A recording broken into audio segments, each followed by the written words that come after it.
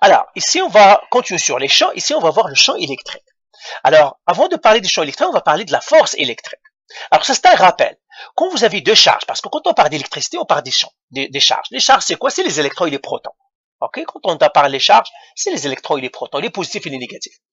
Quand j'ai deux charges qui sont positives, ils se repoussent. Deux charges négatives, ils se repoussent. Une charge positive avec une négative, ils s'attirent. Une négative avec une positive, s'attirent. Ça, vous les connaissez. Mais maintenant, on veut savoir quand ils se repoussent ou ils s'attirent, avec quelle force? Eh bien, la force, c'est un... Alors, nous avons une formule. Donc, on va écrire ici une formule. Alors, une force, c'est un vecteur. Ici, on va donner que la grandeur, mais la direction, il faut toujours la trouver. Alors, formule, la force électrique,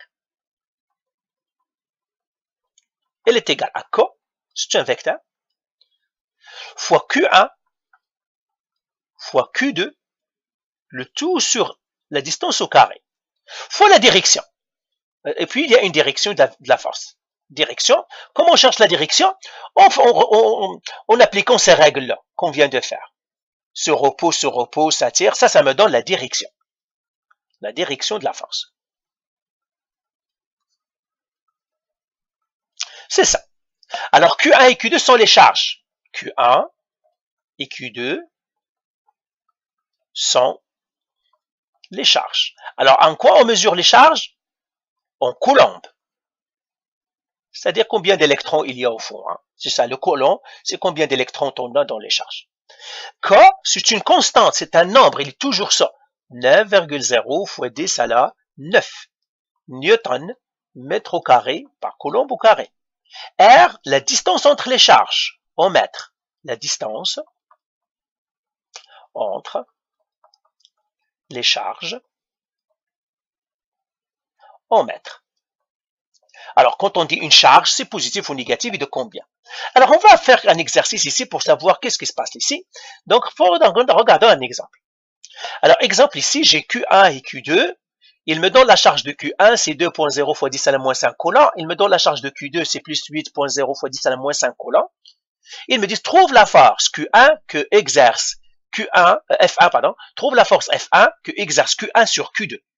En fait, il me donne ça, je vais le reprendre ici. Il me dit, vous avez deux charges. Tu as une charge Q1, tu as une charge Q2. Alors, il me donne la distance entre les deux. Ils me disent la distance entre ces deux-là, entre ces deux charges, il y a une éloignée de l'autre, elle est de 0,36 mètres. Ils me donnent les charges Q1, ils me disent la charge Q1 c'est positif, la charge Q2 c'est négatif. Alors, je sais que puisqu'il y a deux charges, il y a une qui influence l'autre, il s'influence. Seulement, est-ce qu'il s'attire ou il se repousse? Ah, l'autre est positif aussi, pas. Est-ce qu'il s'attire ou se repousse? Là, les deux charges sont positives et se repoussent. Mais là, moi, qu'est-ce que je cherche? Je cherche la force F1 que exerce Q1 sur Q2. Q1 influence Q2. Ils me disent, quelle est cette force? Eh bien, puisqu'il se repousse, la force Q1 va pousser Q2. Il va le pousser où? Elle va pousser vers l'est. Dans ce cas-là, vous regardez, la force, elle va être comme ça. Il va le pousser. Donc, ça, c'est F1. Et c'est cette force qu'ils veulent. Maintenant, je connais sa direction. Sa direction, c'est quoi? C'est l'est. OK? C'est l'est. Et bien maintenant, je peux calculer la force. Alors la force, il suffit que j'applique donc F1, je pourrais la calculer. Mais comment je calcule F1? C'est une force électrique. Alors la force électrique, qu'est-ce qu'il me dit? C'est K, une constante. La charge 1, charge 2, la multiplication des charges, le tout qui divise par la distance au carré. Et là, il suffit que je remplace. Le K, c'est combien? C'est 9,0 fois 10 à la 9 newton par mètre au carré. Qui doit multiplier la charge Q1? La charge Q1, ils me l'ont donné, c'est 2,0 fois 10 à la moins 5. Qui doit multiplier la charge Q1? C'est 8 fois 10 à la moins 5, coulomb aussi. Et tout ça, je dois le diviser par la distance qui les sépare au carré. La distance en mètres, bien sûr, c'est 0,36. Si la distance n'est pas en mètres, vous devez faire les conversions d'unités au carré. Et bien, tout ça, je le donne à ma calculatrice. Et là, je trouverai la force qui s'exerce sur mon objet. Donc, ça va faire 9 fois 10 exposant 9 fois 2 fois 10 exposant moins 5 fois 8 c'est pas 8. C'est ça, fois 10 exposant lui au C-5. Je fais calcul tout ça, je le divise par 0.36 égale, divisé par 0.36 égale. Et ça me donne 111 newtons. 111,11 newtons. Vers quoi? Vers l'est. Là, les chiffres significatifs, j'en ai deux, je garderai que deux. Donc, ça va faire 110 newtons vers l'est. Donc, voilà, j'ai calculé ma force F1. Maintenant, la question 2, alors je vais effacer. Question B que je n'ai pas écrit, mais c'est la même chose. Cette fois-ci, c'est la même question, mais cette fois-ci, c'est F2 que exerce Q2 sur Q1. C'est ça ce qu'on veut. Ben maintenant, j'aimerais pas, ce que je veux voir, parce que Q1 influence Q2, on l'a poussé. Maintenant, j'aimerais savoir Q2 quand il pousse Q1. Alors, la force Q2 quand il pousse Q1, alors maintenant, je vais effacer celle-là ici, parce que je ne m'intéresse pas à cette force.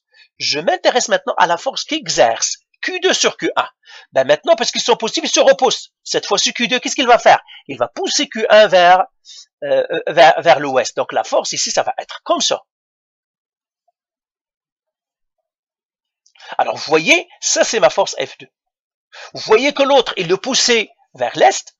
Donc, je ne sais pas pourquoi je l'ai effacé, j'aurais pas dû. Ben, je l'ai effacé pour ne pas vous mélanger. Vous voyez, parce qu'ils sont positifs, Q1 pousse Q2 vers l'est et Q2 pousse Q1 vers l'ouest.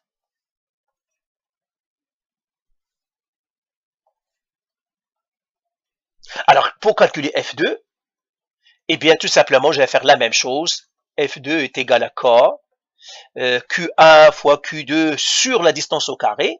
Ben, vous voyez ici, il y a tous la même chose. Le K, c'est la même chose. C'est 9 fois 10 à la 9, je crois. 0.0 aussi. Fois 10 à la 9. Fois le Q1, qui est la même chose. 2.0 fois 10 à la moins 5. Fois le Q2, c'est 8 fois 10 à la moins 5, qui doit diviser le même rayon, 0,36 au carré, et bien ça me donnerait la même chose, aussi 110 newtons, mais cette fois-ci vers l'ouest.